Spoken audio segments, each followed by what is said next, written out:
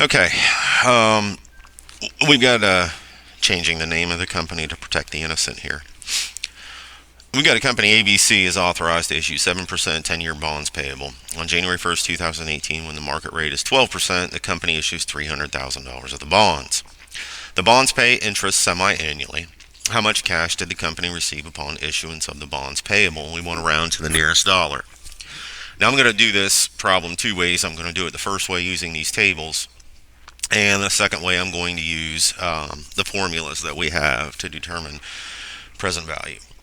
So anytime we have a bond problem and we're looking at how much cash did the company receive, we're really talking about what's the present value of the bond.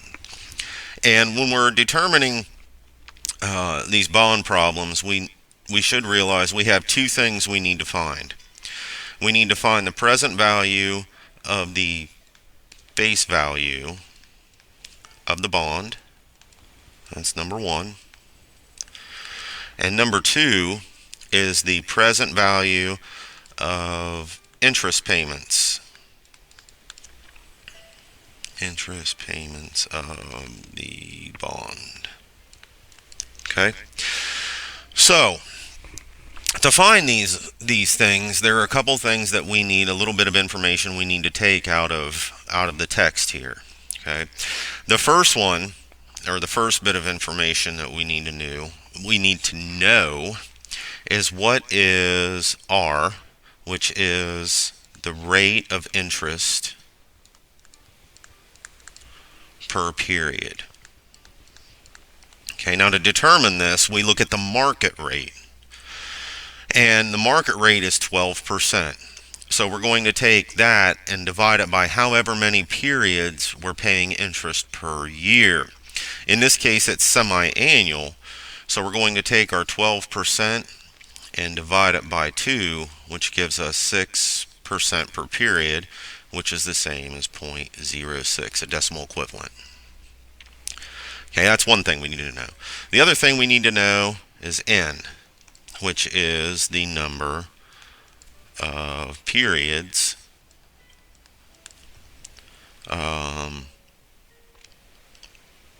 the life of the bond, or however long we're holding it, I should say. So this is a 10-year bond. So we're going to take the number of years multiplied by how many times interest is paid per year, and semi-annual is twice, so we get 20 periods. Okay, these are the two important things for us to know. Now, we'll do this one part at a time here. We'll do this first, finding the present value of the face value of the bond, and then we'll look at the present value of interest payments. So to find the present value of the face value of the bond, and if we're using the table,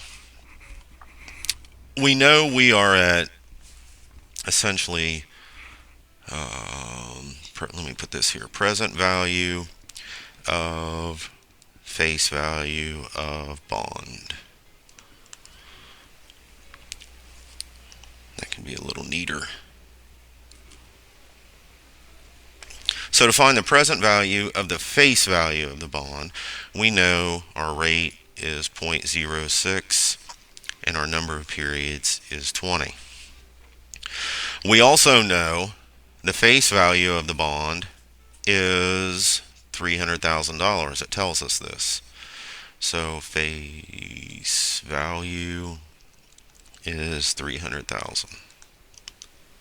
So what we want to do is we want to open our present value of 1 or present value of lump sum. And we're using that because at the end of this, when this bond matures, the holder of the bond gets $300,000 from the issuer. So if we look, and we're going to use our 6% rate and 20 periods, and we're going to look on our table, and come here, table. If we look, here is our 6% column. We're going to go down to, here's our 20 periods. And if we go over to where they intersect, we get 0.3118. I want to make note of that so I don't forget it. 0.3118. And we can get rid of this. We found our figure. We don't need this table anymore. So essentially all we have to do here for the present value of the face value of the bond is take that face value, the 300,000, and multiply it by the figure or the value we found on the table, 0.3118. And what we'll get, let me break the calculator out here, 300,000 times 0.3118 gives us $93,540. This is the present value of that $300,000 at a 6% rate per period for 20 periods. That's what it's worth today. Okay, so that's number one. We found that. Number two is to find the present value of the interest payments. Now, to find this, we need to know how much do we pay on interest on this bond every period. Well, the bond pays 7%, and that's based on the face value. So to find the interest paid, what we're going to do is we take what they call the coupon rate, and the coupon rate is really just the interest stated on the bond. The coupon rate multiplied by the face value of the bond divided by number of periods per year. And we do this because interest rates are always stated in an annual percentage rate. So basically in this case, the bond pays 7%, which is decimal equivalent 0.07. The face value of the bond is $300,000, and we pay this twice per year. So 7% or 0.07 times 300,000 is 21,000. We're going to divide that by 2 to give us $10,500. This is how much interest is paid every 6 months on this bond. So again, we keep our rate, our 6% rate in our 20 periods. So R is still 0.06, N is still 20, and the interest paid on this bond per period is $10,500. Remember, we found that over here. So this is an annuity, ordinary annuity, and what we're talking about with an annuity just means that we're saying this is an equal payment, or the payment is the same, and it's paid every periodically. So if we're paying the same amount every 6 months, which we're doing here, $10,500 every 6 months, this is an annuity. Let me get back to where we were. All right. So if we open this table, try to do this without screwing things up, and we look again, 6%, 20 periods. Oh no.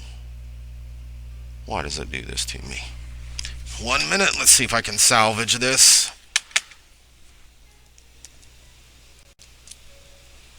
There. All right. So we'll try to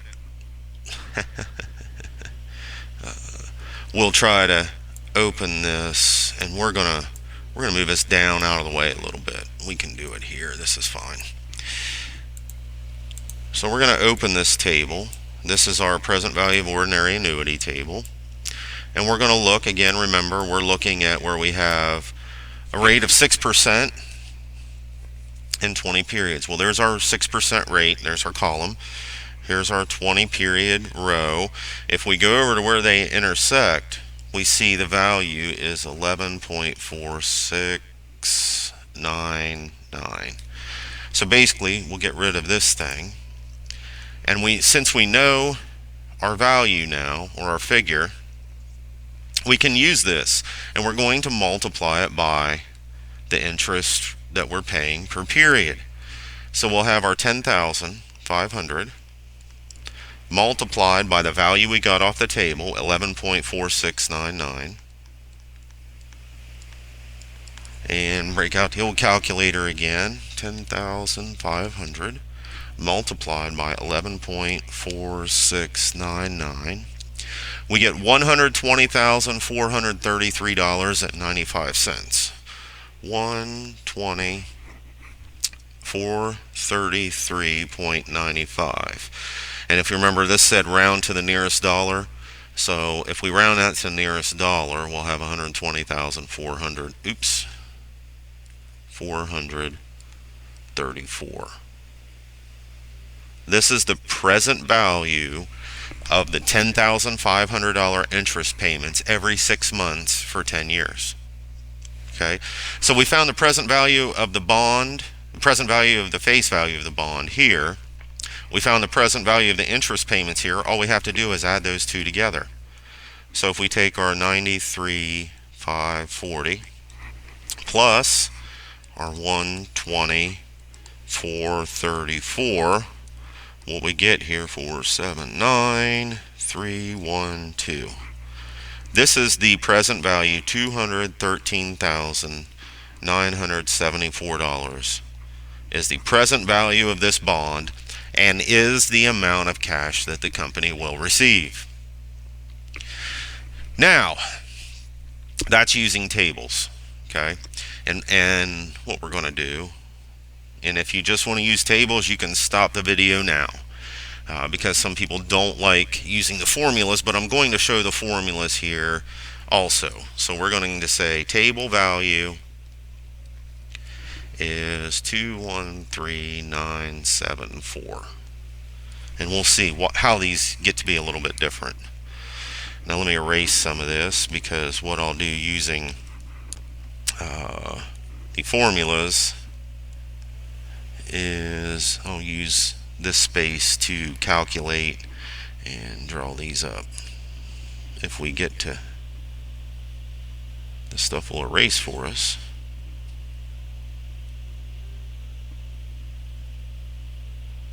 Come on, eraser.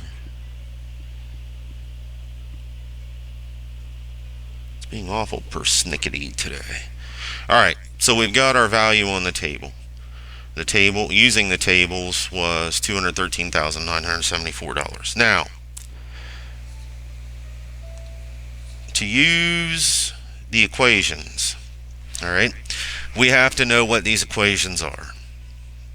And our present value of a lump sum or $1 equation is, we have the present value is equal to the future value divided by 1 plus r to the n, and our present value of an ordinary annuity is equal to 1 minus, we have 1 over 1 plus r to the n, and this whole thing is over our rate.